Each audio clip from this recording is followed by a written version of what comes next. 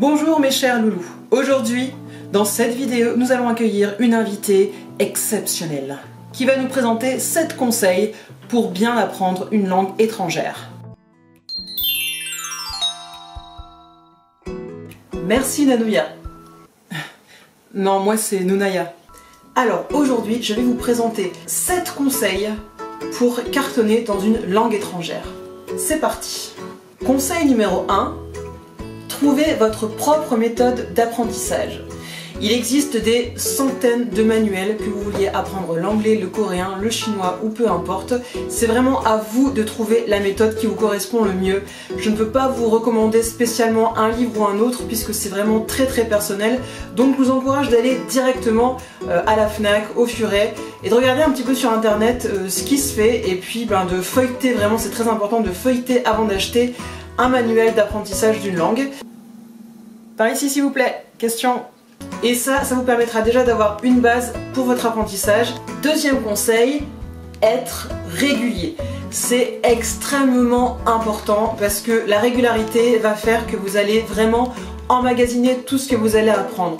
J'ai une question.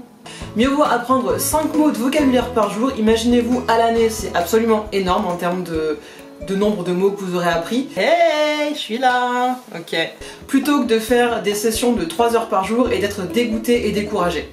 Troisième conseil, comprendre et traduire vos chansons préférées. Si vous aimez une langue en particulier et que vous écoutez des chansons dans cette langue, je pense notamment à la K-pop par exemple, c'est vraiment l'occasion de travailler justement cet apprentissage de la langue en essayant de comprendre ce que signifie la chanson. Ah, c'est vrai que ça c'est une bonne idée. Lorsqu'une chanson vous plaît, vous essayez d'abord de comprendre ce qui se dit et ensuite vous allez chercher les paroles sur internet.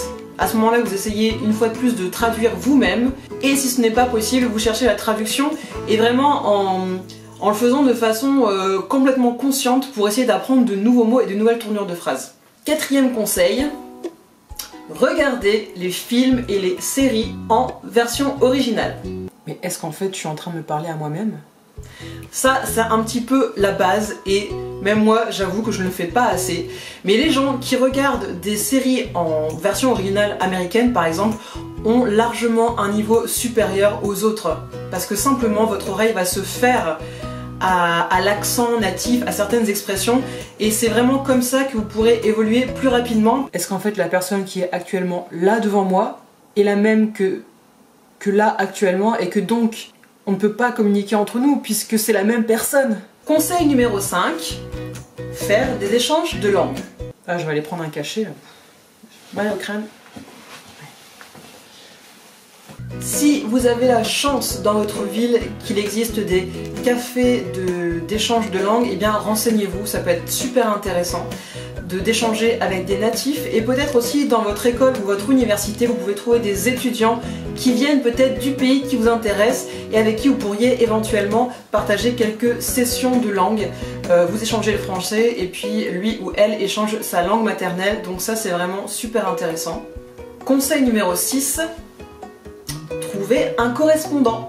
À partir du moment où vous commencez à avoir un petit niveau de base, puisqu'il faut quand même avoir certaines connaissances dans la langue, vous pourrez essayer de trouver un correspondant. Alors pour ce faire, il existe des centaines, non, des dizaines de sites qui vous permettent de trouver un correspondant qu'on appelle Penpal et qui vous permettra aussi d'échanger non pas seulement sur la grammaire, l'orthographe, le vocabulaire, mais aussi sur la culture du pays.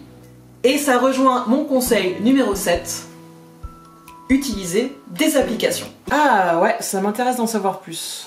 Il existe des tonnes d'applications afin de pratiquer vos connaissances en langues étrangères et il en existe aussi qui vous mettent en relation avec des personnes natives, simplement pour vous faire corriger directement lorsque vous avez une question. Et aujourd'hui, j'aimerais vous présenter une application qui va vous être extrêmement utile dans votre apprentissage et rencontre avec des natifs qui s'appelle Hi Native.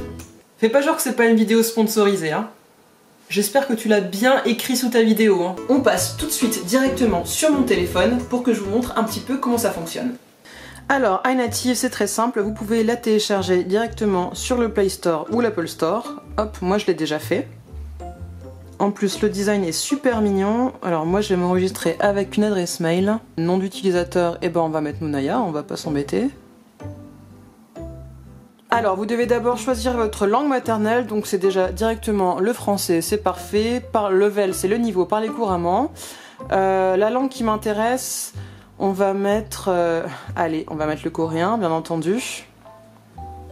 Parce que j'ai quelques lacunes en coréen, on va mettre qu'on est débutant, hein, parce que voilà, comme ça je serai plus à l'aise. Hop, c'est parti. Là on a une petite explication, donc vous voyez c'est vraiment super bien fait, vous avez une espèce de tutoriel avant de commencer, donc c'est très très simple. Ce qui est super chouette, c'est que par exemple vous avez des questions qui sont déjà pré-écrites, donc par exemple vous voulez demander comment dit-on, je sais pas, amour en coréen, et bien vous avez directement ici la tournure de phrase coréenne déjà faite, déjà prête pour vous, donc vous n'avez plus qu'à compléter. Qu'est-ce que c'est en coréen? Amour. Et bah là, vous voyez, j'ai déjà reçu une réponse à ma question, donc c'est extrêmement rapide, on va aller voir. Voilà, comment dit-on amour en coréen? Sarang. Voilà, il m'a répondu sarang, saranghada, le verbe, il m'a mis des exemples, etc. Donc voilà, hop, je vais liker, je suis contente, je lui dis merci. Voilà, donc c'est très facile. Hop, je vais aller là-dessus, sur le menu principal, et là on va voir, alors, comment qualifierez-vous ma prononciation? Donc là, je peux m'enregistrer, je peux dire quelque chose en coréen, et une personne va me dire si c'est bien ou pas. 저는 프랑스 사람입니다. Voilà, donc là je viens de poster ma petite phrase en coréen et donc bien tous les natifs coréens qui sont sur cette application peuvent l'entendre et vont pouvoir me dire si ma prononciation est bonne ou comment mieux la prononcer. Donc ça c'est vraiment super sympa. Voilà, donc je trouve que c'est une application assez sympa et assez complète. Bien sûr, c'est juste un complément, hein, vous devez travailler à côté, ça c'est juste un soutien. Dites-moi en commentaire si l'application vous plaît et puis surtout si vous avez d'autres conseils pour étudier une langue étrangère. Je mettrai en barre info aussi un lien vers un dossier sur comment apprendre le coréen, comme ça vous aurez plein d'informations complémentaires à cette vidéo. Et puis sinon, je vous dis à très bientôt pour une prochaine vidéo. N'oubliez pas de vous abonner. On se revoit très probablement dimanche prochain. Bisous!